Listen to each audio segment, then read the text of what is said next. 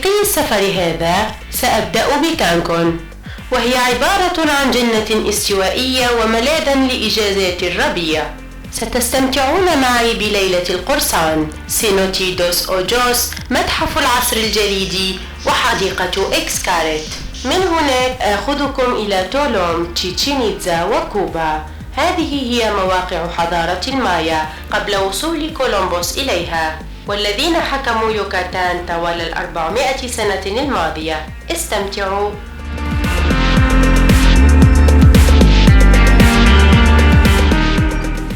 تعد كانكون وجهة استوائية. تعد هذه المنطقة أقرب وجهة وتستغرق ساعات طيران قليلة من الولايات المتحدة. قمت باستئجار شقة على بعد 19 كيلومتر في زونا هوتيليرا. حصلت على منظر رائع للشاطئ ولخليج المكسيك. من هذا المكان كان بإمكاني مشاهدة الغروب والشروق معا. كانت الرياح قوية من هنا، وقد تمكنت من مشاهدة النجوم ليلا، حتى أنني نمت في الشرفة في أحد الليالي. يمتد الشاطئ من المدينة التي تبعد 19 كيلومتر، مما يعني أنني كنت أبعد بذلك المقدار عن مركز المدينة. في المرة السابقة كانت القرية هادئة جدا عندما زرتها في ثمانينات القرن الماضي. الآن أصبحت أشبه بمقصد سياحي صاخب مليء بالفنادق الكبيرة ومتاجر التسوق الضخمة. أصبحت كانكون أيضا ملاذا غارقا لإجازات الربيع. أتذكر أنني كلما كنت أذهب للغطس كنت أجد الشعاب المرجانية في كل مكان. لسوء الحظ أدت السياحة دورها بإتقان، حيث اختفت العديد من الشعاب المرجانية. شعرت بالحزن لاختفاء مثل هذا المكان الرائع. بالرغم من ذلك توجد العديد من المنتجعات الخالية من الدراما العائلية التي تلبي احتياجات الناس الذين يرغبون في تجربة مناخ يوكاتان الاستوائي. توجد أطلال مهمة من حضارة المايا هنا، حيث أن المدينة نفسها هي جنة الحفلات، وأكثرها ملائمة للحشود صغيرة السن. لم أنفق الكثير من الوقت لاستكشاف المدينة. تحتوي المدينة على 3 كازينوهات. قضيت معظم وقت فراغي في أفضل كازينو، وهو كازينو قصر، لأنه كان الكازينو الوحيد الذي قدم لعب الورق. بدأ قصر دبي بتقديم ألعاب الورق للمرة الأولى عندما كنت هناك. ذهبت إلى هناك للاستطلاع، ولكني أصبت بخيبة الأمل بسبب الطريقة التي كانوا يقدمون بها الألعاب. في غضون ساعة كنت في الخارج. تقدم المدينة تشكيلة متنوعة من المطاعم التي تقدم أطعمة شتى تناسب أذواق الجميع. عندما كنت أذهب لأحد المطاعم الجيدة كنت أجد الأطعمة مكلفة والخدمة ممتازة، ولكنني كنت أدفع للحصول على تجربة رائعة كذلك. أنصح بتناول الطعام خارج المنتجعات. كان التجول ليوم واحد في أرجاء المدينة كافيا لمشاهدة معالمها، لذلك قدت مبتعدا عن المدينة بحثا عن المزيد. في تلك الليلة قدت لمسافة 30 ميلا جنوب بوبرتو موريلوس بغرض الحصول على العشاء وعلى رحلة مشي هادئة. هذه القرية السلمية في المايا ريفيرا هي مكان مثالي لتجربة يوكاتان الحقيقية. بعد الكثير من الدمار الذي طال الطبيعة في يوكاتان، قرر قسم المحافظة على البيئة في الحكومة حماية الشعاب المرجانية وأشجار المانغروف والقرية نفسها من التطور المدني. هذا هو المكان الذي يمكن أن يأتي إليه المرء للاسترخاء، مشاهدة شروق الشمس على الشاطئ، مقابلة السكان المحليين، واستكشاف عجائب الطبيعية على بعد 500 متر من الشاطئ، والحصول على اللون البرونزي المميز أو لمجرد استشعار الصفاء. تقع هذه المنطقة بين مدن كانكون وبلايا ديل كارمن الصاخبة، ولكنها حافظت على جوها السلمي للقرية المكسيكية الساحرة الملقبة بجوهرة الكاريبي أو لا جويا ديل كاريبي. المجتمع هنا عبارة عن مزيج من السكان المحليين والأجانب، يعملون بجد لحماية وضع بورتو باعتبارها متنزها بحريا وطنيا والحفاظ على التطور في أدنى حد ممكن. تشمل الخيارات المتاحة الغوص وركوب الدراجة والاستكشافات بالدراجات وصيد الأسماك المصرح به. إذا كان أي شخص ذاهبا إلى كانكون، أنصح دائما بالذهاب إلى نوش دابيريت أو ليلة القرصان. إنها عبارة عن رحلة على ظهر قارب القرصان، والتي تبدأ عند 6 مساء وتنتهي عند منتصف الليل. أخذت جولي روجرز التي هو نسخة طبق الأصل من سانتا ماريا جاليون. يبدأ هذا العرض قبل انطلاق المركب. بمجرد أن تنطلق المراكب تبدأ معها معركة مثيرة بين قراصنة البحر الكاريبي وفي بحر ريفيرا مايا. تصادم السيوف، الألعاب البهلوانية المدهشة، المدافع المتفجرة، والألعاب النارية المذهلة، وعرض كوميدي تفاعلي يجعل الضيوف جزءا من واقع حياة مغامرة القراصنة.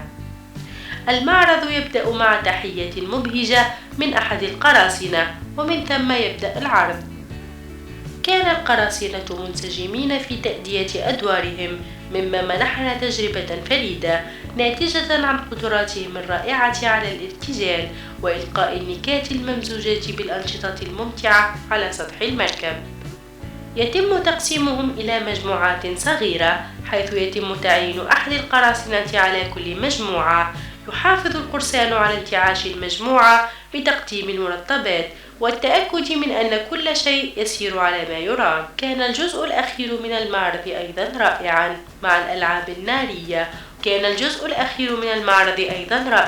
مع الألعاب النارية والقراصنة المحلقين والسيوف المنتشرة في كل مكان، والناس من جميع أنحاء العالم مندمجين مع نكات القراصنة وأنشطتهم.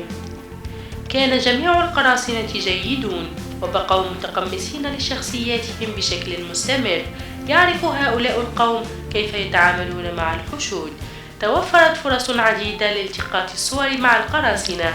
كان التنظيم ممتازا، وكذلك الاختيارات المرتبطة بحلول وقت العشاء. كان عشاء البوفيه لذيذا وملائما للذواقة.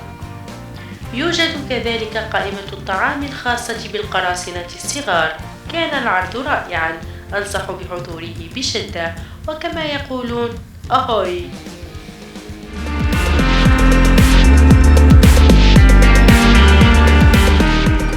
دوس أوجوس عبارة عن نظام كهف مغمور بالمياه، ويقع في جنوب بلايا ديل كارمن وشمال تولوم في الساحل الكاريبي في ولاية كوينتانا-رو المكسيك. يبعد مدخل جوس أوجوس حوالي الميل جنوب إكسيلها و10 أميال شمال تولوم على الطريق السريع رقم 307. يقع مدخل سينوتي على بعد ميلين من الطريق الرئيسي. بدأ استكشاف دوس أوجوس في عام 1986 ولم يتوقف منذ ذلك الوقت.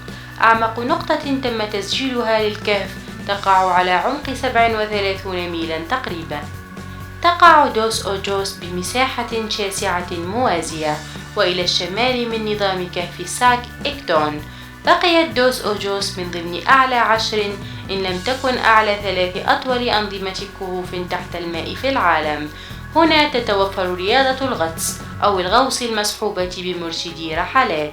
اخترت رحلة الغوص ل45 دقيقة مع المرشد. في البداية جعلونا ننتظر في منطقة مخصصة لذلك حتى نتعود على درجة حرارة الماء وعلى الغوص. ازدادت المتعة بتواجد الأسماك حولنا. تبقى درجة الحرارة 77 درجة على مقياس فهرنهايت طوال السنة. أما العمق الأقصى فيصل إلى 33 قدما بالقرب من الفجوات الصخرية لدوس أوجوس. المياه نقية بدرجة استثنائية كنتيجة لعبور مياه المطر من خلال حجر الكلس. ونظرا لنقاوة حجر الكلس العالية فإن معدل تطور التربة ضعيف للغاية. تتكون الفجوات الصخرية نتيجة لانحلال الصخور وما ينتج عنها من فراغات تحت سطحية، والتي يمكن أن تكون مرتبطة أو غير مرتبطة بنظام كهف نشط. في النهاية ينهار الهيكل العلوي الناتج عن هذه العملية فوق الفراغ الصخري. الصخور التي تقع في المياه السفلية يتم إزالتها ببطء عن طريق التحلل، مما يوفر مساحة إضافية لغيرها من الكتل المنهارة. يزداد معدل انهيار الصخور أثناء الفترات التي يكون فيها معدل المياه الجوفية أقل من مستوى سقف الفراغ، حيث أن سقف الصخور لم يعد يرشح الماء الموجود في الفراغات. قد تنهار الفجوات الصخرية تماما، مما يشكل أحواضا مائية مفتوحة، أو قد تنهار بشكل جزئي، مما يبقي بعضا من الصخور معلقة فوق المياه. تملك الفجوات الصخرية النموذجية أشكالا مشابهة للبرك الدائرية، والتي تصل في قطرها إلى عشرات الأمتار، مع وجود قطرات عمودية على الحواف. بالرغم من ذلك، تتطلب معظم الفجوات الصخرية مستوى معين من الانحناء والزحف للوصول إلى الماء. تكونت هذه الكهوف والأنهار الجوفية بشكل طبيعي قبل أكثر من 6500 عام. أدت مجموعة من التغيرات المناخية والجيولوجية إلى تطور هذا النظام الأحيائي الفريد. قبل ملايين السنين كانت شبه جزيرة يوكاتان عبارة عن شعاب مرجانية عملاقة تقع تحت مياه المحيط بعده بأقدام. خلال العصر الجليدي الأخير انخفض مستوى المحيط. انخفضت مستويات المياه ل300 قدم تحت مستوياتها في الوقت الحالي، مما جعل الشعاب مكشوفة للسطح. نتيجة لذلك ماتت الشعاب المرجانية، ونمت محلها غابة سميكة فوق منصة من الحجر الجيري الذي تم إنشاؤه بسبب الشعاب المرجانية. تدل الحفريات التي تم العثور عليها في أجزاء عميقة من الغابة على أنها لا يمكن مشاهدتها إلا عبر رحلة الغطس. خلال ال20 سنة الفائتة قام الغطاسون المحترفون باستكشاف هذه الكهوف التي تحتوي على 300 ميل من الممرات والكهوف المترابطة التي تشكل نظاما أحيائيا فريدا من نوعه. لا توجد مثل هذه الفجوات الصخرية إلا في هذا الجزء من العالم، مما يقدم للغواصين المعتمدين فرصة لاستكشاف شيء جديد. ولهذا أنا هنا. كانت تجربة رائعة بالصعود والهبوط عبر المياه الهادئة للنافذة المطلة على الحياة الطبيعية البكر تحت المياه الصافية كالكريستال. دوس أوجوس يعني عينين بالإسبانية، والتي تشير إلى فجوتين صخريتين متجاورتين واللتين ترتبطان لتشكلان كهفا مشتركا بينهما. يظهر التجويفان كعينين كبيرتين تحت الأرض. تم عرض بعض الكهوف الجوفية في آي ماكس في عام 2002 عن طريق فيلم هو الرحلة في الكهوف المذهلة. تم تصوير جزء من الفيلم الهوليودي الكهف في نظام الكهوف التابع لدوس أوجوس، بالرغم من أن الفيلم كان مريعا. تم أخذنا بعد ذلك عبر مجموعة أخرى من الكهوف والأنفاق. في بعض الأحيان كان المكان مظلما، مما بعث شعورا بالخوف. كان هنالك مجموعة جميلة من ظلال اللون الأزرق المتوهجة تحت أشعة الشمس المختلطة مع المصابيح اليدوية التي قدمت إلينا مسبقا. كانت التجربة جميلة ولا تصدق في الكهوف المغمورة بالمياه، حيث أن رؤوسنا كانت تلامس الصخور فوقها في وسط الظلمة. من الصعب وصف كيف كان من الرائع الغطس عبر شيء مماثل. تواجدت مجموعة من الخفافيش الغير مذيلة ذات الحجم المتوسط، ولكن تم إبلاغنا بأنها غير مؤذية. كان من الرائع مشاهدة الخفافيش التي تعد. كانت التجربة جميلة ولا تصدق في الكهوف المغمورة بالمياه، حيث أن رؤوسنا كانت تلامس الصخور فوقها في وسط الظلمة. من الصعب وصف كيف كان من الرائع الغطس عبر شيء مماثل. تواجدت مجموعة من الخفافيش الغير مذيلة ذات الحجم المتوسط، ولكن تم إبلاغنا بأنها غير مؤذية.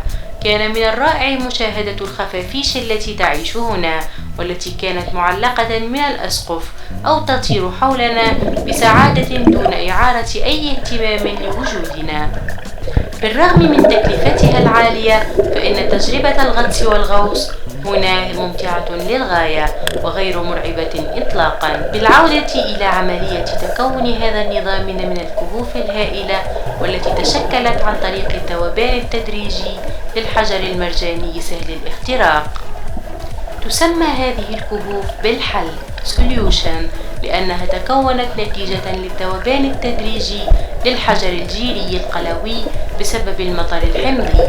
توجد داخل الكهوف مجموعة من التكوينات الجيولوجية ذات المظهر الرائع مثل المقرصنات التي تشبه رقاقات الثلج التي تتدلى من سقف الكهف، ومن الصواعد التي تمتد من أرضية الكهف لأعلى مما يعطيها مظهر الأعمدة.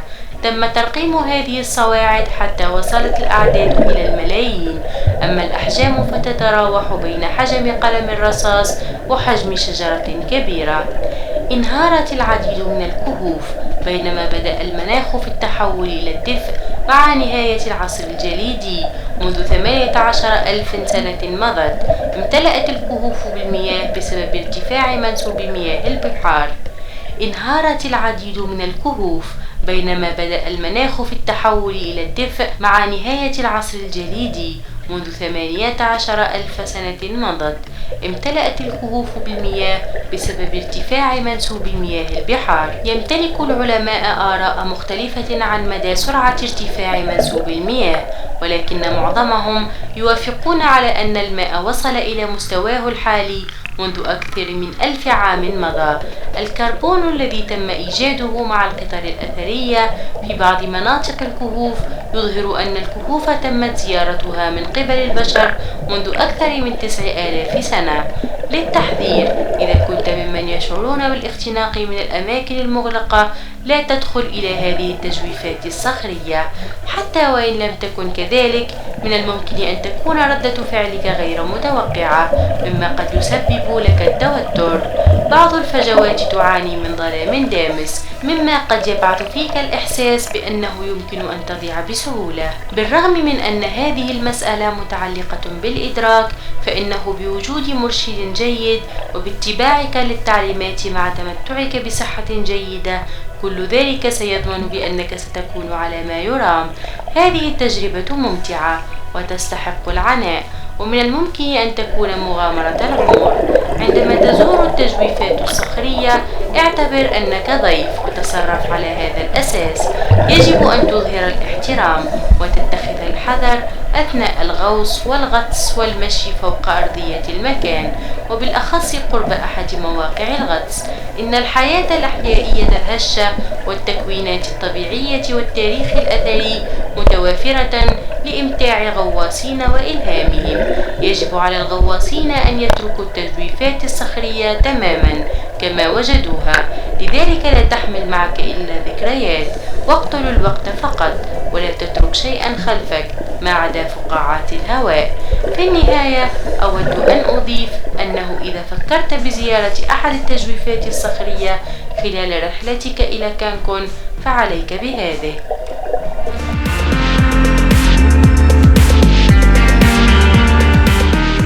عندما كنت في دوس أوجوس تم إعلامي بضرورة زيارة متحف ما قبل الطبيعة. كان من الصعب إيجاده بالرغم من موقعه عند المدخل. يعرف هذا المكان بمتحف ما قبل الطبيعة للعصر الجليدي. يوجد في جاسينتو بات عددا من أشهر التجويفات الصخرية في المنطقة، ومن ضمنها هذا المتحف. خلال العمل على مشروعهم تم دراسة مجموعة من الهياكل العظمية التي تم إيجادها داخل الكهوف المغمورة، والتي كان بعضها كاملا بنسبة 80% وتعود إلى ما قبل 9000 سنة مضت. أحدهم المرأة من كهف نهارون، والتي يمثل هيكلها أقدم بقايا البشر في القارة الأمريكية، والتي يقدر أن يكون عمرها مقاربا ل 13,660 عام. من خلال هذه النسخة تم تكوين نموذج شمعي بالحجم الطبيعي، لذلك فإننا نشاهد وجه وجسم أحد أول السكان الأمريكيين. منذ 1999 تم تطوير مشروع أثري تحت الماء للتركيز على فهم من أين أتت أول مجموعة بشرية مستوطنة للقارة الأمريكية. متى أتوا إلى يوكاتان؟ كيف كانت أشكالهم؟ كيف عاشوا؟ كيف تطور النظام الأحيائي خلال العصر الجليدي؟ تحتوي الكهوف والتجويفات الصخرية الموجودة في شبه جزيرة يوكاتان على الإجابة على مثل هذه الأسئلة وغيرها الكثير، بفضل جهود وتطوع غطاسي ومستكشفي كهوف يوكاتان وكوينتانا رو. تم اكتشاف مجموعة من البقايا التي اختفت مع نهاية العصر الجليدي، مثل الخيول، الجمال، حيوانات الكسلان، الصناجات، المدرعات العملاقة والفيلة وغيرها الكثير. ما الذي نعرفه الآن على أنه غابة كان في السابق عبارة عن مسطحات صحراوية. تشير الأدلة إلى أن الخيول والجمال التي عاشت في الأمريكيتين قبل وقت طويل كانت قد وصلت مع الأوروبيين. يوجد دليل كافي على أن البشر قاموا بأكلهم. هذا هو السبب الذي أدى لانقراضها في النهاية.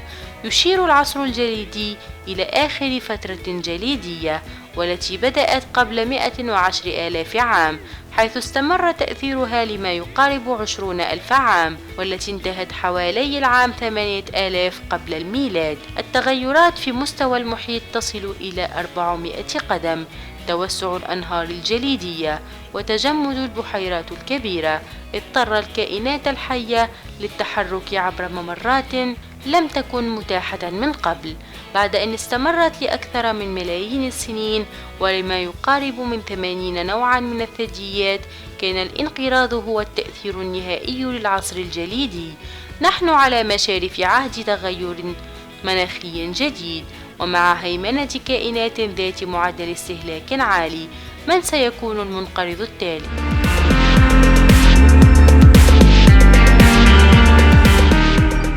تقع حديقة إكسكاريت البيئية الأثرية نحو 40 ميلا جنوب كانكون. تم إخباري أنه يجب أن لا أفوت مثل هذه التجربة الغير قابلة للنسيان، ولذلك انتهى بي الأمر هناك. تم تعليم جميع الممرات بالألوان وبالعلامات الإرشادية المعلقة عند كل منعطف. الفلامينغو عبارة عن طيور غريبة متميزة بريشها الوردي البراق ومناقيرها المنحنية وسيقانها الطويلة ورقابها البارزة، وهي أحد أكثر الكائنات تميزاً في إكسكاريت. تعتبر منطقة مكسيكو الجنوب شرقية أحد أفضل مناطق التعشيش لهذه الطيور، لذلك يستمتع عدد كبير منها بالجنان الموجودة في إكسكاريت. لقد وجدتهم في أغلب مناطق الحديقة، عند المدخل وعند ضفاف الأنهار والشطآن. بالإضافة إلى ذلك، يتم الاهتمام هنا ببرنامج المحافظة على هذه الكائنات الجميلة، حيث يتضمن البرنامج إنقاذ البيض والسلاحف، وبرنامج احتضان الكائنات ضمن مرافق الحديقة. يوجد عدد آخر من الحيوانات من ضمنها النمور التي يمكن ملاحظتها طول الطريق. كان يوما حارا ورطبا، مما دفعني للسباحة والاستمتاع بأنهار إكسكاريت. استحممت لمدة ساعة استغرقتني عبر الكهوف والشلالات وقنوات الأنهار تحت الأرضية. تعتبر الأنهار الجوفية جزءاً من شبكة القنوات التي تنتشر تحت شبه جزيرة يوكاتان. يتضمن هذا النشاط العائلي الراحة الناتجة عن سترات النجاة وأنابيب التنفس الاصطناعية، حيث يمكنك الاسترخاء ومشاهدة الفجوات الصخرية القديمة التابعة لحضارة المايا، التكوينات الصخرية والحفريات البحرية. تتكون هذه الأنهار الجوفية من متاهة من الكهوف والأنفاق التي تتم إنارتها طبيعيا عبر الضوء الذي يدخل وينتشر لما يقارب النصف ميل بعمق 5 إلى 6 قدم. لمن يبحث عن مساحة للاستشفاء يمكنهم أن يحققوا ذلك عبر التكامل التام مع الطبيعة في ممر الأدغال الاستوائية الموجودة في إكسكاريت. هنا يمكن للمرء أن ينسجم في رحلة ساحرة خلال الملجأ المتنوع من الأشجار والنباتات الطبيعية التابعة ليوكاتان. ستأخذك المسارات عبر مجموعة من اللوحات الإعلامية عن كل من الكائنات الموجودة على طول الطريق، والتي يتضمن بعضها نباتات إقليمية مثل اللاتكس، القنب، وحلويات جوز الهند والقرفة، والفانيليا وتوابل آناتو وغيرهم. بالإضافة إلى ذلك برنامج حفظ النبات، والذي يحمي أكثر من 70,000 نوع نباتات موزعة في جميع أنحاء الحديقة. قادني أحد الممرات إلى مقبرة مكسيكن، حيث يتم تذكر الأجداد مع فائق الاحترام ولكن مع القليل من الفكاهة، وهو ما يمثل خطوة مكسيكية تقليدية مؤدية نحو جسر الجنة. يوجد العديد من الممرات والمداخل إلى المقبرة. يمكن استكشاف بنية حلزونية محتوية على العديد من المقابر والشخوص التعبيرية. هذا المكان يحمل قيمة كبيرة للثقافة المكسيكية وعلاقتها بيوم الموتى الشعبي. هذا العمل المعماري الفريد له أهمية خاصة، حيث أنه يحاكي تلة مع 7 مستويات في إشارة إلى أيام الأسبوع. على صعيد آخر يمكنك إيجاد 365 من القبور التي ترمز إلى أيام السنة المختلفة، وعند المدخل يوجد سلم من 53 درجة تمثل عدد الأسابيع في السنة. بالإضافة إلى ذلك يشير شكلها الحلزوني إلى محارة صدفية، والتي كانت تستخدم في الأزمنة الغابرة للتواصل مع الآلهة عبر أنفاسهم، وهي الرياح. إكسكاريت، والتي تعني مدخل صغير عند شعب المايا، كان يطلق عليها بيولي، والتي كانت عبارة عن موقع أثري مهم لشعب المايا ومكرس للتجارة البحرية. كان هذا المركز الاحتفالي عبارة عن ميناء للشحن إلى المجتمعات الأخرى الموجودة على طول الساحل، بينما كان القسم الداخلي منها يخدم كنقطة انطلاق لملاحي المايا الذين كانوا يبحرون إلى جزيرة كوزوميل لعبادة آلهة القمر إكسشي. وصلت إكسكاريت إلى مطلق قوتها في نهاية الفترة الكلاسيكية 1400 إلى 1517، حيث كانت تتكون من 4 مجموعات من التكوينات التي من الممكن أنها كانت متواجدة على طول المستعمرة.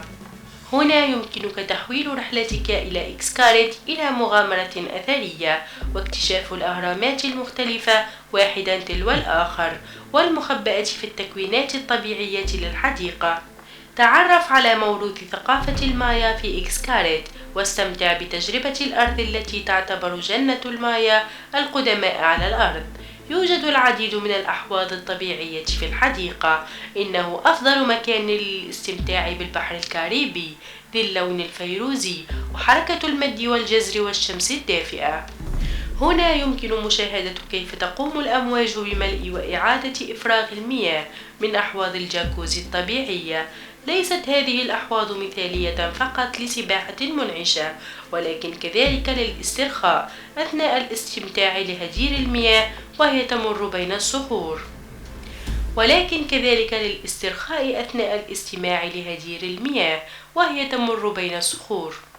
يوجد العديد من خيارات الجولات عبر الحديقة، وقد قمت بالفعل بأخذ بعضها. لقد قمت برحلة غطس سنوبا.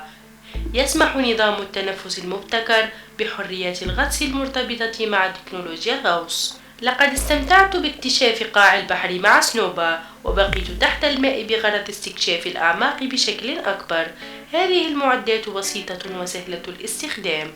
تمكنا من البقاء تحت المياه الكريستالية للبحر الكاريبي، بينما تحيط بنا الأسماك وبعض كائنات الراي اللساع اللطيفة والتي بدت وكأنها تطير تحت المياه. هذه الحديقة بالتأكيد ملاذ طبيعي فريد من نوعه في المكسيك. قمت بالتنزه تحت المياه أثناء استخدامي لخوذة التنفس تراك، مما سمح لي بمقابلة الراي اللساع المهيب الذي يستوطن المياه في الحديقة. يسمح هذا النشاط المبتكر للمرء بالتنفس براحة في عمق يصل إلى 12 قدما، وبوجود مرشدين يشرحون عن الموطن الطبيعي للراي اللساع والأسماك الاستوائية الموجودة في جنان حقيقية تحت الماء. لسوء الحظ وبسبب الرعب لم أستطع تشغيل الكاميرا الاحترافية أثناء ممارسة النشاط. أنصح الجميع بممارسة هذا النشاط إلا إذا كانت لديك مشكلة في طبلة الأذن أو القلب. ستشعر بضغط الماء عند هذا العمق. يعد مربى الأسماك هذا فريد من نوعه، حيث تم إنشاء أكثر من 500 هيكل من الشعاب المرجانية مع مضخة لمياه البحر، مما يسمح بتدفق البلانكتونات أو العوالق بشكل طبيعي إلى الخزانات المعروضة، جنبا إلى جنب مع يرقات الإسفنج، المرجان والرخويات التي تنشئ مستعمراتها الخاصة. هذه كانت أول مرة لي لزيارة حوض مربى مائي طبيعي. يعرض هذا المربى المائي التنوع الأحيائي في منطقة الكاريبي، والذي يتضمن 5000 نوع بحري. يمكن اعتبار المكان كحديقة كبيرة بوجود 40 من الممرات التي يمكن للزوار أن يستغلوها عبر الغابة المحاكية لأدغال المايا وثقافة المكسيك. عندما يحل الليل سوف تكون ضيفة شرف في العرض الخاص بإكس كاريت مكسيكو سبيكتاكيولار، وهو احتفال بالألوان والأضواء بوجود 300 فنان سيأخذونك عبر تاريخ المكسيك. بقيت في الحديقة ما يفوق 8 ساعات، وقد تمكنت من الاستمتاع بنصف الأنشطة التي توفرها الحديقة فقد أصبت بالتعب من الشمس والحرارة والرطوبة، لذلك قررت فجأة أن أغادر الحديقة. إذا قمت بزيارة كانكون أو بلايا ديل كارمن، أنصح بشدة أن تزور هذه الحديقة، لأن زيارة تلك المناطق بالكاد يمكن اعتبارها مغامرة. إذا تمكنت من الحضور، تأكد من إحضار أحذية مريحة للمشي. قم بالتخطيط ليومك وجهز نفسك لتجربة لا تنسى.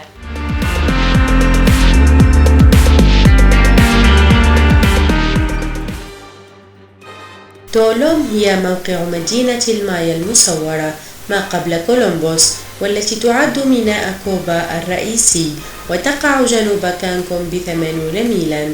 مثلها مثل أي من مواقع المايا، سيتواجد مجموعة من الأشخاص المتنكرين في أزياء شعب المايا بغرض الحصول على القليل من التبرعات أكثر من الرغبة في أخذ الصور مع الزوار.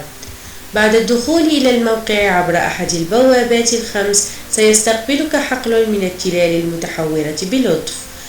حجارة السربتين السوداء والرمادية، والتي كانت عبارة عن مبان يوما ما تنتشر عبر المشهد المتوجج تحت أشعة الشمس الحارة.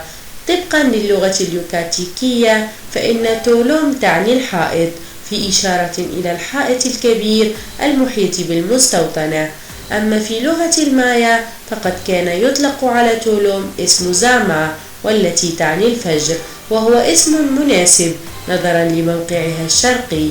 كل مدن المايا لها غرض معين، ولم تكن تولوم استثناء من هذه القاعدة. كانت هذه المدينة ميناء بحريا، حيث كانت التجارة قائمة بشكل رئيسي على الفيروز واليشم.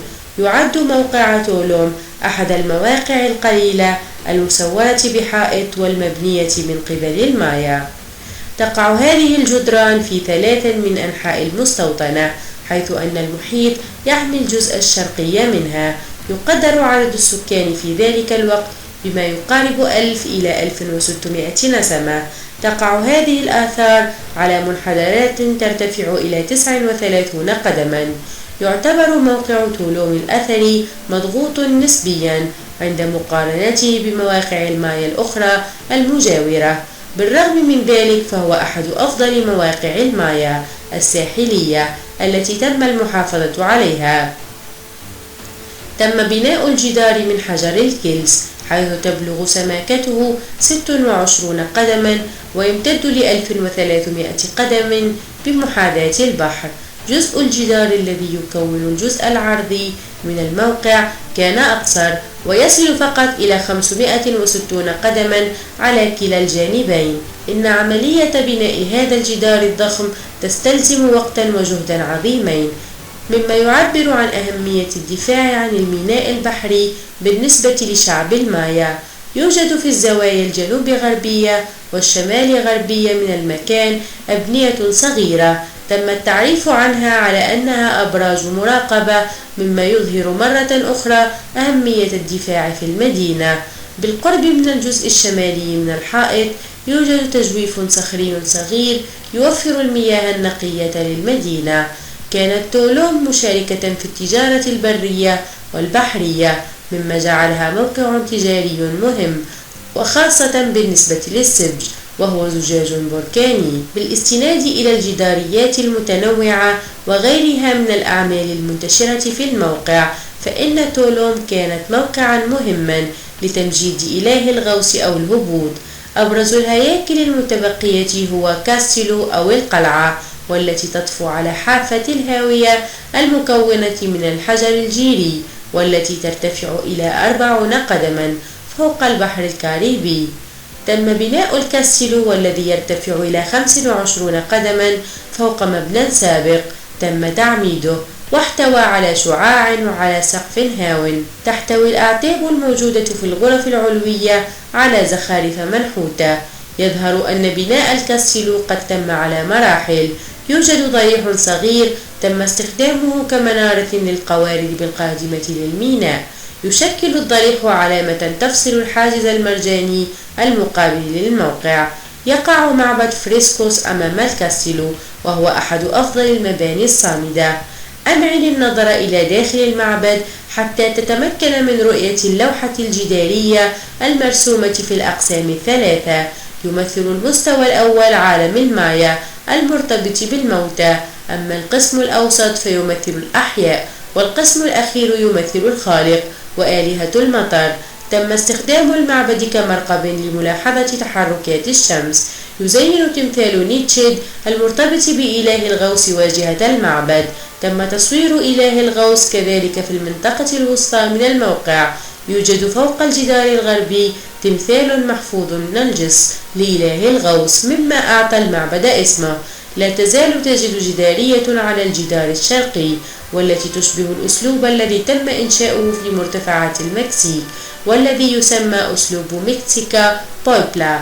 من المثير للاهتمام ملاحظة الإله الموجود في قسم الأحياء، والذي يعود إلى حيوان منفرج الساقين يعتقد أنه الحصان. إذا كان عبارة عن حصان فهذا يعني أن المايا كانوا لا يزالون مستوطنين لتولوم في العام 1518 عندما شاهدوا الحيوانات للمرة الأولى بوصول الأسبان إلى المنطقة. يوجد فوق باب المعبد حفر لشكل أجنحة طير وذيل. يعتقد أن إله الغوص قد قام بحماية الناس، ولذلك تم تمجيده بتمثيله في العديد من المباني حول الموقع.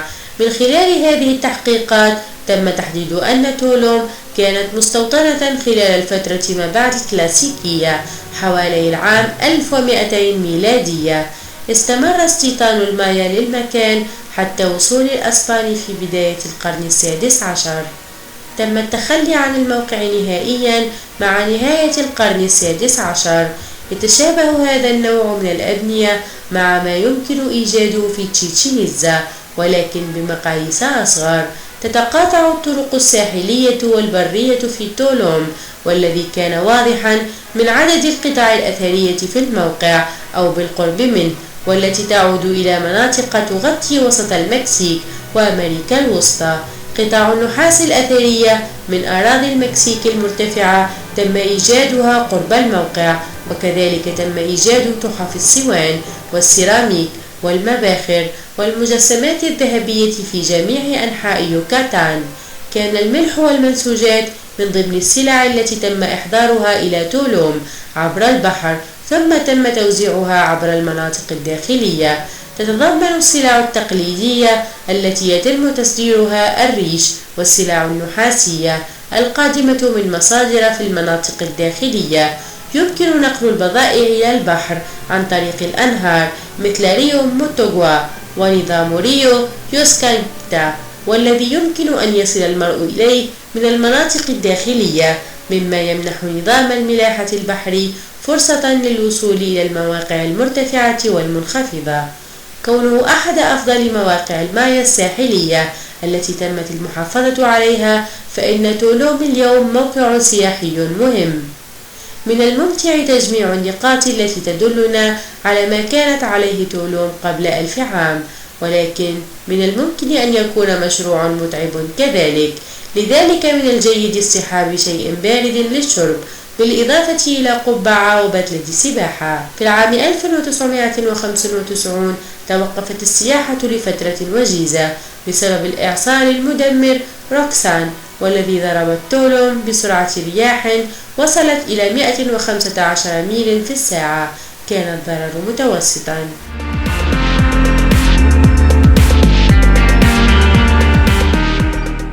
تقع تشيتشين إتزا في منتصف الطريق بين ميريدا وكانكون، حيث تقع في أقصى الشمال من المناطق الأثرية الرئيسية في يوكاتان. يأتي الكثير من الزوار إلى تشيتشين إتزا لقضاء رحلة نهارية، وبالأخص يأتون من كانكون والتي تبعد حوالي 100 ميل. يبعد الموقع الأثري كذلك حوالي ساعة ونصف عن ميريدا عاصمة يوكاتان. قررت أن أنطلق في الصباح الباكر حتى أتجنب الزحام.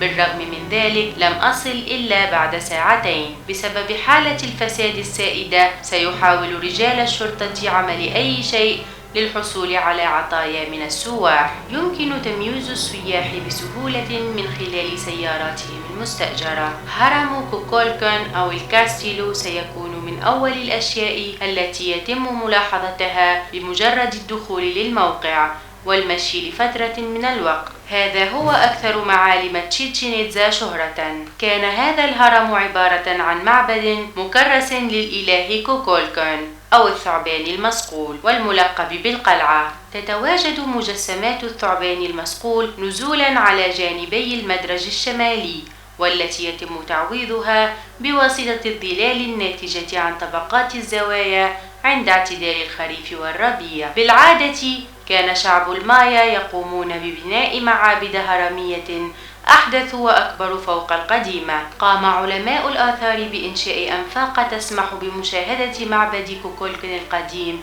الذي يقع في داخل المعبد الجديد. خلال آخر رحلاتي إلى هنا في الثمانينات كان بإمكان الزوار تسلق أي من الأهرام والدخول إلى أي من المعالم الأثرية الموجودة في المنطقة. في ذلك الوقت كان المنظر رائعا على قمة هذا الهرم عندما تسلقته. لسوء الحظ منذ يناير 2006 لم يعد بإمكان الزائر تسلق أي هرم بما في ذلك الكاستيلو.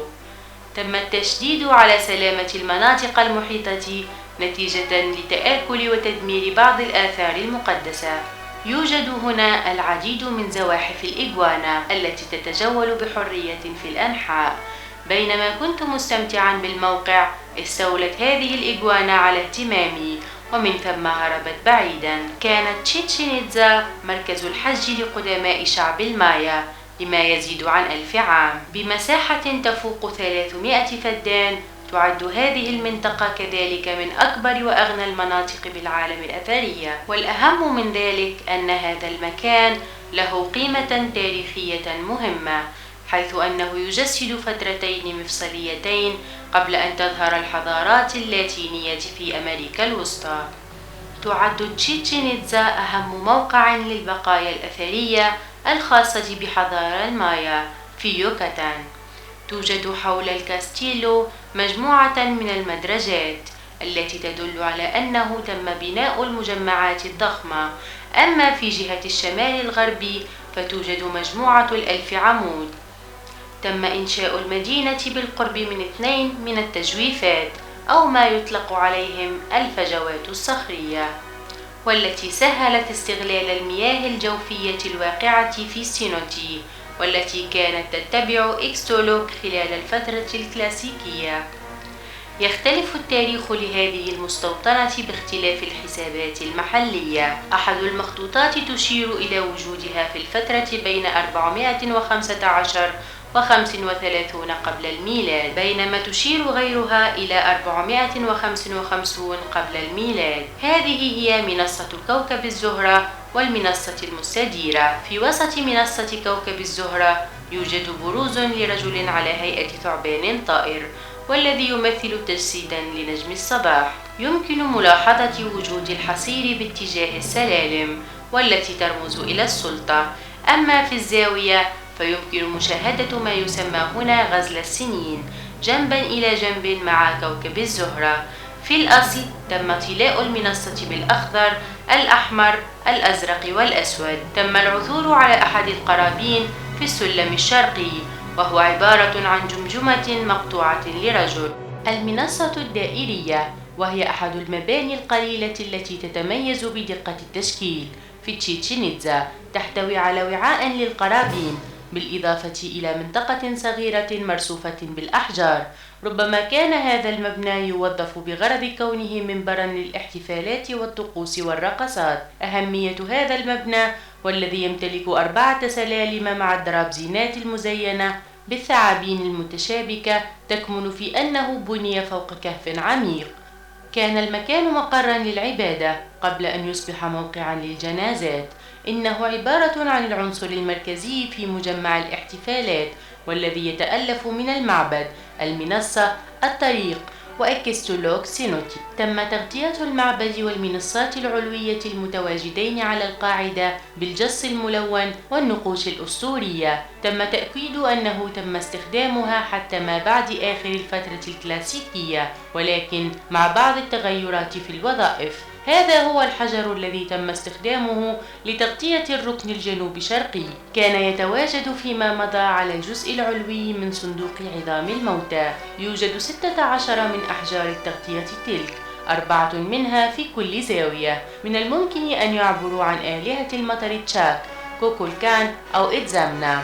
هذا هو كاسا دي لوس ميتاتيس أو بيت الأحجار الطينية. تكون تلك سلسلة من الغرف مع أقسام كبيرة مشتركة لخدمة الأفراد من العائلات التي كانت مسؤولة عن الاستخدام والصيانة المتعلقة بمجمع أوسواري. تم العثور على العديد من قطع الخزف بالإضافة إلى أجزاء من حجر الطحن، مما يشير إلى أن المجمع كان له استخدامات منزلية، أو أنه كان مرتبطا بطقوس واحتفالات تتضمن إعداد الأطعمة. في نفس الوقت تشير أعمدة أتلانتين والبنيان الفخم إلى أن المجمع تم استيطانه من قبل أناس ذوي مكانة عالية. هذا هو الكاراكول أو المرقب. يعرف هذا الهيكل بالمرقب بسبب شكله وبسبب بعض الملحقات المتعلقة بالنجوم، حيث أن الأحداث الفلكية المهتمة بكوكب الزهرة وموقع الشمس أثناء الاعتدالات الموسمية كانت مرتبطة بالنوافذ الثلاثة الموجودة في القسم العلوي. الاسم كاراكول أو كونتش يأتي من السلالم الحلزونية التي تؤدي إلى الجزء العلوي من المبنى. يعتقد أن زمن بنائه يعود إلى وقت متوسط بين نهاية الفترة الكلاسيكية والفترة المبكرة ما بعد الكلاسيكية. هذا هو كاسا ديل فينادو أو بيت الغزال. يبدو أن اسم هذا المبنى المنهار جزئيا يأتي من أجزاء صغيرة من الرسومات التي تحتوي على شكل غزال موجود على الجدار الخلفي للغرفة الغربية، والتي تم تدميرها منذ ذلك الوقت. يرتفع المبنى من قاعدة تمثال مستطيلة، ويتكون من 3 غرف بالإضافة لوجود مذبح في المقدمة. الواجهة بسيطة مع وجود جزء بسيط متبق من السقف غير مزخرف. لا بد أن المبنى كانت له أغراض دينية أو مدنية. يعود تاريخ هذا المكان إلى نهاية الفترة الكلاسيكية. ترتبط المستوطنة الثانية ذات الأهمية العالمية للمؤرخين بهجرة مقاتلي تولتيك من هضبة المكسيك إلى الجنوب خلال القرن العاشر. تبعا لآخر نسخة من القصة، ملك تولا سي أكاتل توبيلتزين كويتسكواتل أو الكولوكان حسب ترجمة قوم المايا، قام هذا الملك بالاستيلاء على المدينة بين 967 و 987 بعد الميلاد، وذلك بعد سنوات عديدة من التجوال. الشيء المؤكد هو أن غزاة التولتيك أخضعوا سكان المنطقة بالقوة لما يزيد عن 5 قرون، وهو ما تم ذكره في الكتب المقدسة لشعب المايا. فرض التولتيكس عادة التضحية بالقرابين البشرية، والتي لم تكن تمارس في المنطقة إلا نادرا حتى وصلوا إليها. بعد غزو يوكانان نتج أسلوب جديد يمزج بين ثقافة المايا وثقافة التولتيك، وهو مثال على ظاهرة التثاقف. تعد تشيتشين إتزا مثالا واضحا لهذا الانصهار. بعض الأمثلة المحددة على ذلك تتضمن مجموعة من الأبنية في الجنوب، وكاراكول مرصد النجوم والتي تدل سلالمها الحلزونية على اسمها، بالإضافة إلى هرم قوتزيلكاتل كاستيو الذي يقع في الشمال. من الأمثلة الأخرى على التأثير المكسيكي التماثيل الشهيرة لإله المطر تشاك مول الذي أعدم في هيئة نصف تسلق نموذجية. هذه لا جلوزيا أو الكنيسة.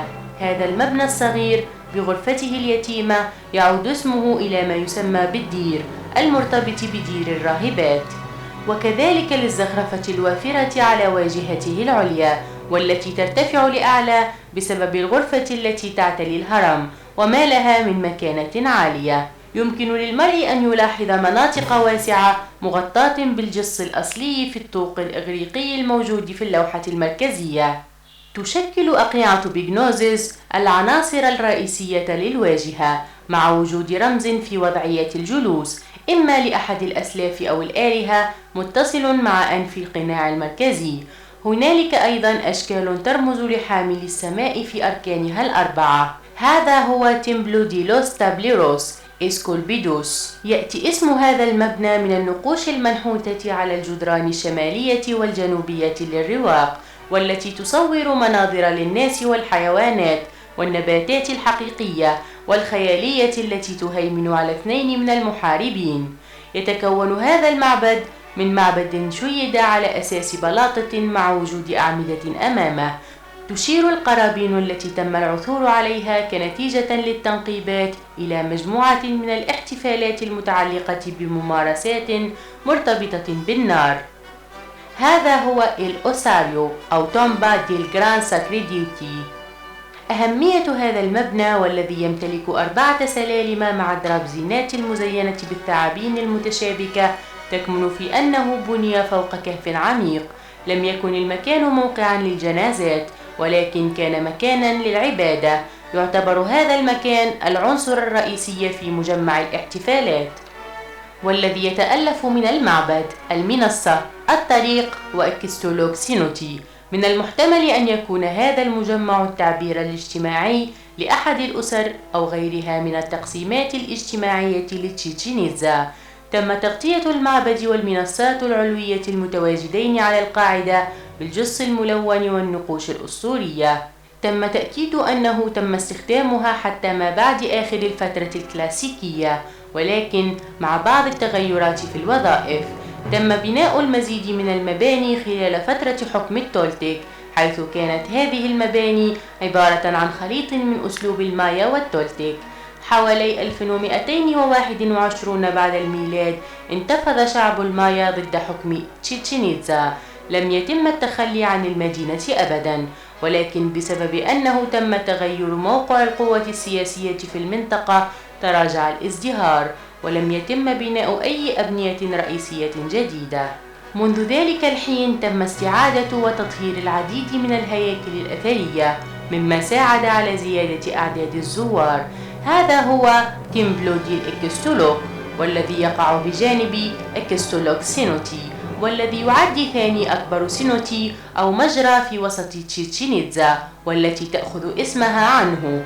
توجد شخصيات منحوتة على جدران المعبد، منها المحاربين والكهنة. هناك مذبح بداخل الغرفة الثالثة، والتي تم تزيينها في الأساس بنقوش تمثل النباتات، الطيور، بالإضافة إلى المناظر الأسطورية.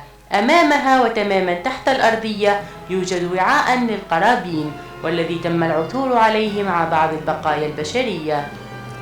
هذا هو مجمع الراهبات، مع باحتين على نمط مباني بوك، والتي كانت مسكنا لمجموعة من النبلاء وأشخاص من الطبقة الراقية. الواجهة العليا من الباحة الشرقية معروفة بأعمالها الشعرية والأقنعة المنحوتة للآلهة ذات الأنوف البارزة. تمتلك الواجهة الشرقية من دير الراهبات عناصر مزخرفة على نمط تشيتشينيس. يوجد نقش كبير فوق الباب. في جنوب غرب الباحة الصغيرة يوجد هيكل لاستراحة محراب على الامتداد الخلفي لمقعد طويل. هذا هو كولومناتا نورتي أو الرواق الشمالي. يتضمن المبنى الجزء الشمالي من الساحة العامة، والتي كانت تحتوي على سقف مدعم بالأعمدة المنقوشة برسومات المحاربين. في الداخل يمكن ملاحظة وجود مقعد على امتداد المبنى مع تغير في الرسومات المنحوتة التي تقوم بإجراء المراسم بقرابين البخور. يوجد 4 مداخل لهذا المكان، 2 في الجهة الأمامية والتي تتصل بالباحة، ومدخلان آخران على الجانب، واللذين يتصلان بمعبد المحاربين وبالرواق الشمالي شرقي. يزين قاعدة التمثال مجموعة من النقوش لنمور ونسور تلتهم القلوب. هؤلاء هم كولوناتا ديلا اسكوينتا نورستي أو الرواق الشمالي شرقي. المدخل الجنوبي والمنعطف بالإضافة إلى الأعمدة المرتفعة في الشمال تشير إلى أن الأعمدة كانت تستخدم لعزل الأحداث في الساحة. تظهر هذه الأبنية المتتالية 2 من مراحل البناء الواضحة على الأقل. هذا هو الميركادي أو السوق، وهو أحد أفضل الأمثلة على المعرض والفناء الموجودة في هذا الموقع. أنجز مهندسي المايا المعماريين تقدما كبيرا في مجال البناء، حيث تمكنوا من بناء أسقف أوسع وأعمدة أطول. بالرغم من أنه من غير الممكن تحديد الغرض الأصلي، من الواضح أنه كان مرتبطا بالباحة في الجهة الأمامية، والتي كانت متصلة بها عن طريق درج كبير. يوجد معرض أمامي ممتد مع 3 مداخل متصلة بالباحة، ومدخل آخر متصل بالمنطقة الداخلية الغارقة للفناء. بالقرب من هذا المدخل يوجد منصة تبرز منها تماثيل لبعض الشخصيات. حول الفناء توجد أعمدة طويلة تدعم السقف، والتي تم بناؤها من مواد قابلة للتلف، والتي انجرفت للفناء المنحدر. تلك المواد تم استنزافها بواسطة قناة قطع الحجر. هذا هو تيمبلو دي لاس بيكيناز ميساس أو معبد الطاولات الصغيرة. هذا المعبد يمتلك تصميما مماثلا لمعبد المحاربين. يوجد درج مركزي يجمع بين الغرفتين العلويتين، واللذين تملكان أسقفا مقببة مدعومة بأعمدة مزينة بنقوش محاربين. يوجد نحت للتشامول في الواجهة، حيث يتكئ على عمودين على شكل ثعبان. تم حفرها في القرن ال19 عندما تم إزالة بعض الأنقاض من الغرف. تم العثور على مذبح أفقي من قبل التاسيس، مما أعطى المبنى اسمه. هذا هو كولوناتا سوليستي أو سقف الأعمدة الجنوب الشرقي. كان سقف الأعمدة هذا فيما مضى عبارة عن مساحة كبيرة مغطاة بصليب مدبب، والذي يستند على صف طويل من الأعمدة. هذا المبنى والذي يضم الزاوية الجنوب شرقية من الساحة يظهر بوضوح التعديلات التي تم إجراؤها بسبب إضافة مجموعة من الجدران الداخلية. من غير المعلوم ما إذا كان الغرض من هذه الجدران هو إضافة الدعم للمبنى، أو ما إذا كانت مرتبطة بإعادة ترتيب المساحات داخل المبنى. يوجد من هنا مدخل إلى حمام البخار وإلى ساحة ال1000 عمود. هذا هو كولوناتا أوستي أو الرواق الغربي. هذا هو أكبر مبنى معمد معروف في الموقع. تم العثور على أدلة في أقصى الجنوب الشرقي تدل على أن المبنى له أسقف مدببة، والتي تم حفظها بسبب أن الغرف قد امتلأت بالأنقاض الناتجة عن إنشاء مبنى آخر فوقها، والتي لم يتم إنهاؤه أبدا. الواجهة الرئيسية مقابلة لساحة القلعة، أما الممر الرئيسي فيربط المكان بساحة ال1000 عمود. الغرض الرئيسي من المكان كان لاحتضان التجمعات الكبيرة مثل الاجتماعات، المهرجانات والأسواق. هذا هو تيمبلو دي لاس جرانديز ميساس أو معبد الطاولات الكبيرة.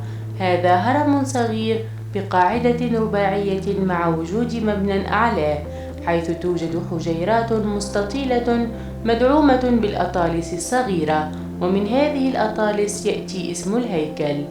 تؤدي درجات المدخل إلى الغرب، حيث الشريحة الرئيسية يوجد مجموعة من التمثيلات للمحاربين على عضدات الباب، بالإضافة إلى أعمدة المعبد.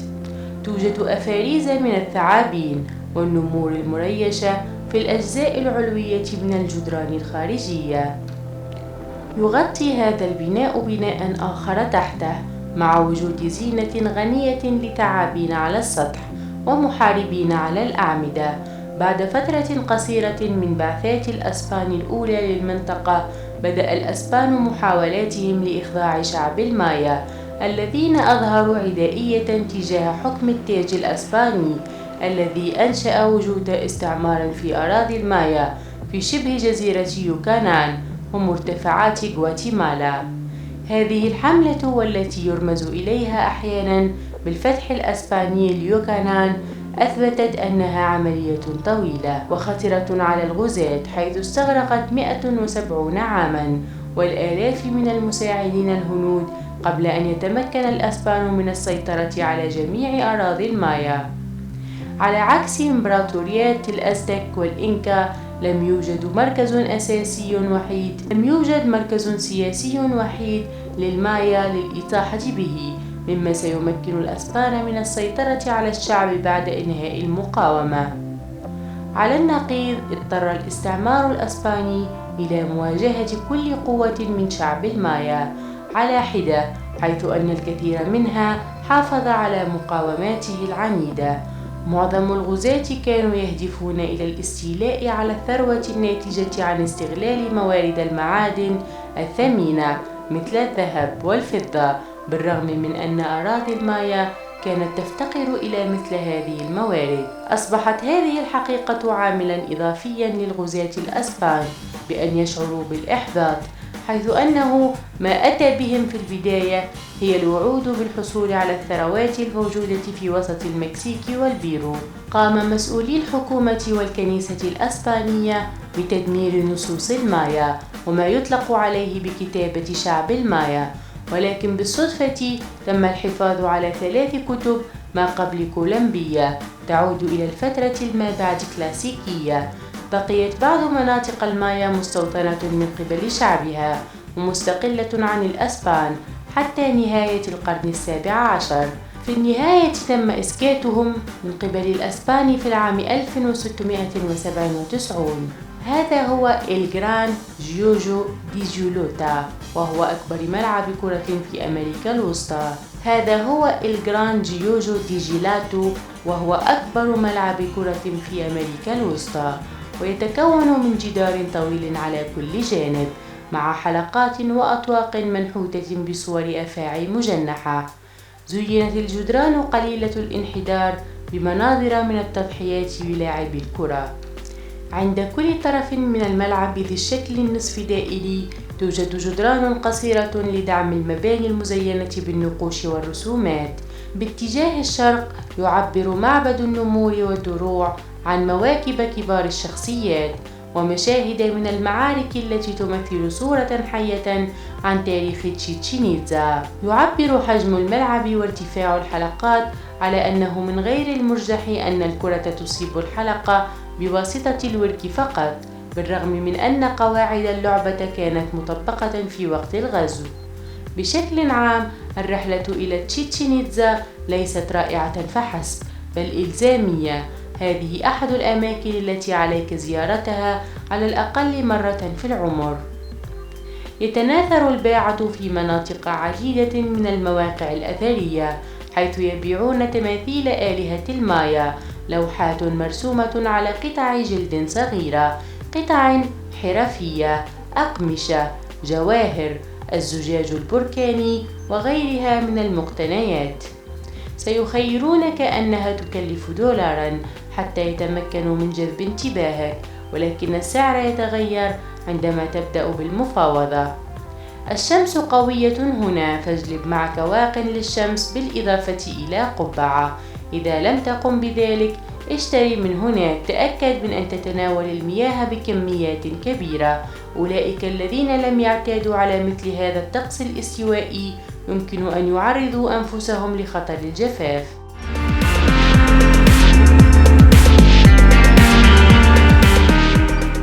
منذ الصباح الباكر وبعد أن أتممت رحلتي إلى تشيتشين إتزا قررت القيادة إلى كوبا.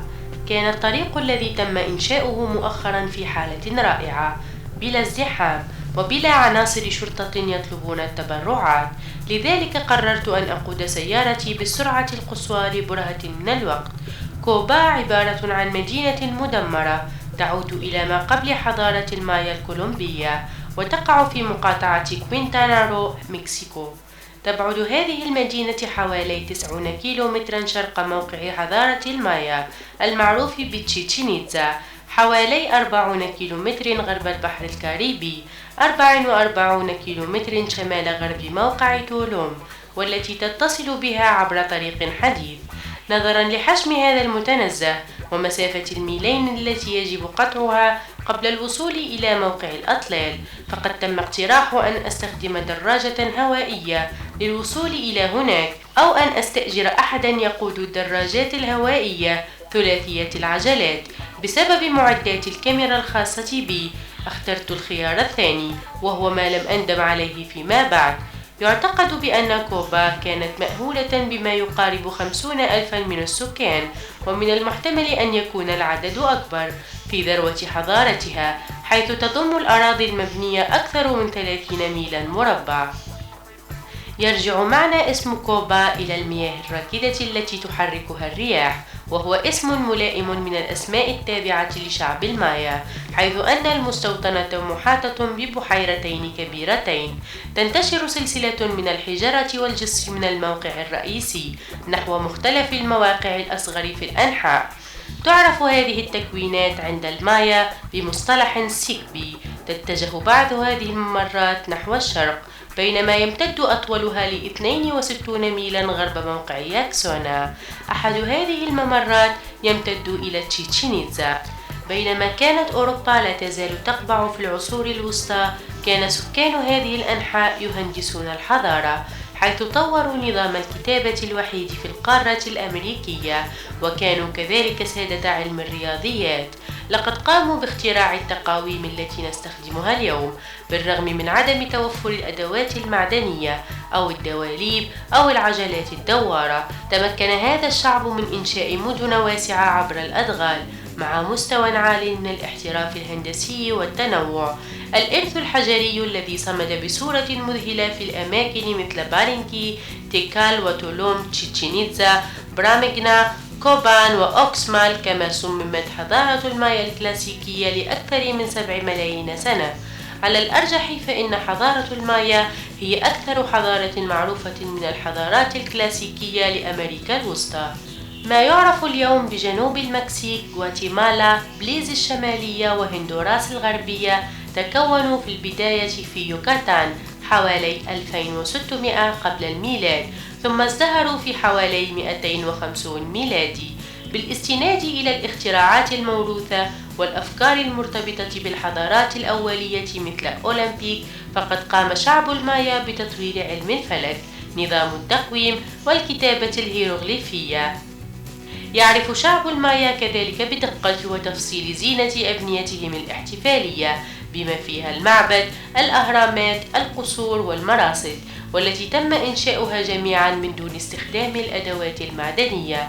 بالإضافة لذلك يمكن اعتبارهم مزارعين متمرسين، حيث أنهم قاموا بإخلاء أجزاء كبيرة من الغابات الاستوائية المطيرة، حيث أن المياه الجوفية كانت شحيحة، لذلك قاموا ببناء خزانات لمياه الأمطار تحت الأرض. كان شعب المايا يتمتعون بمهارات متماثلة كنساجين وكخزفيين، وكذلك قاموا بتمهيد الطرق عبر الغابات والمستنقعات لتعزيز التجارة مع مختلف الشعوب.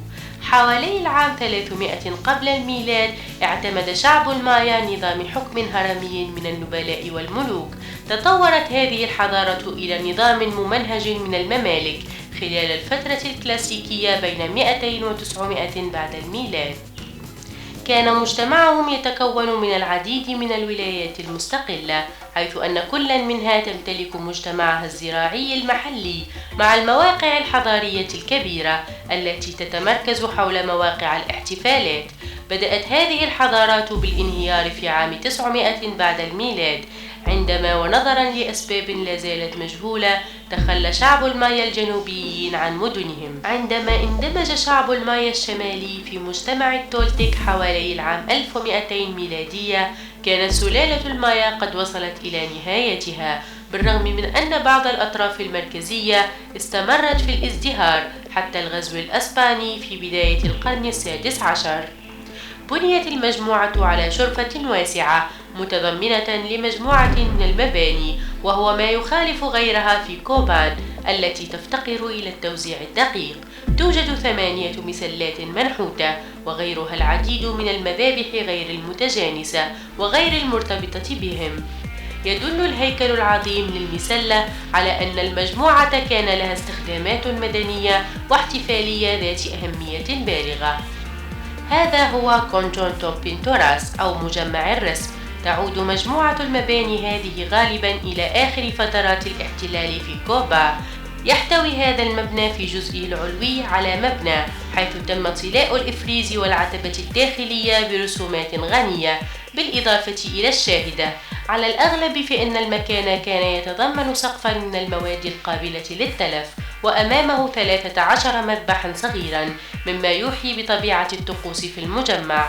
تم العثور على 2 من اللوحات الأخرى التي يتم إيجادها في أقصى أطراف المجمع. يعبر الأسلوب المعماري عن ما يعرف بأسلوب الساحل الشرقي، وهو ما ينتمي إلى الفترة ما بعد كلاسيكية للأعوام ما بين 110 و 1450 بعد الميلاد.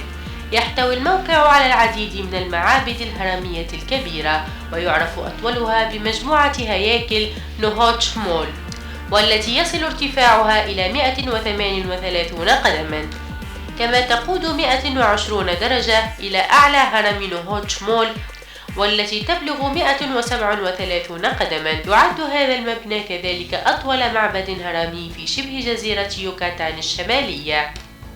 تغطي هذه المجموعة مساحة تصل إلى 2600 ياردة مربعة، وقد تم بناؤها فوق مرتفع طبيعي.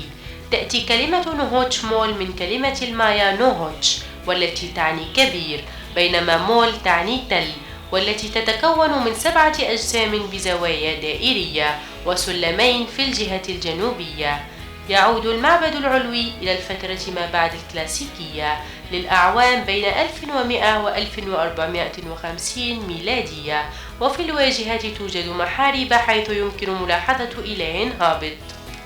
تبدو المنصة الكبيرة غير مكتملة البناء، بالرغم من ذلك تعد أضخم هيكل في كوبا. أمام هذا المبنى يوجد شاهد، وهو أكثر مبنى من نوعه تم المحافظة عليه في كل أرجاء كوبا، حيث تم نقشها بتاريخ 30 نوفمبر من العام 780 ميلادي. السلالم مدمرة ومنحدرة في بعض الأماكن بوجود حبل للدعم في المنتصف، وإلا لن تكون عملية التسلق مدعومة أبدا. عملية التسلق هذه غير ملائمة لأصحاب القلوب الضعيفة. كان العديد من الزوار يحاولون الصعود والهبوط باستخدام هذه الحبال.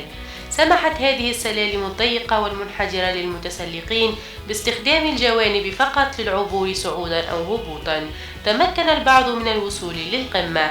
عندما كنت هناك في ثمانينيات القرن الماضي تمكنت من تسلق الهرم، ولا زلت أتذكر المنظر الجميل من الأعلى، والذي جعل عملية التسلق مجزية. هذه المرة قررت أن لا أتسلق هذا الهيكل المتآكل.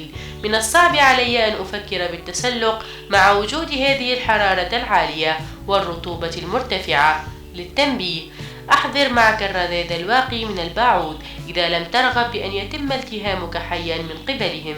بغض النظر عن ذلك، فإنه من الممتع مشاهدة الأنقاض، والتي تختلف عن أنقاض تشيتشين إتزا، مزيج من التاريخ والمشاهد الخلابة والآثار الممتعة. بهذه الطريقة يمكنني وصف أطلال كوبا.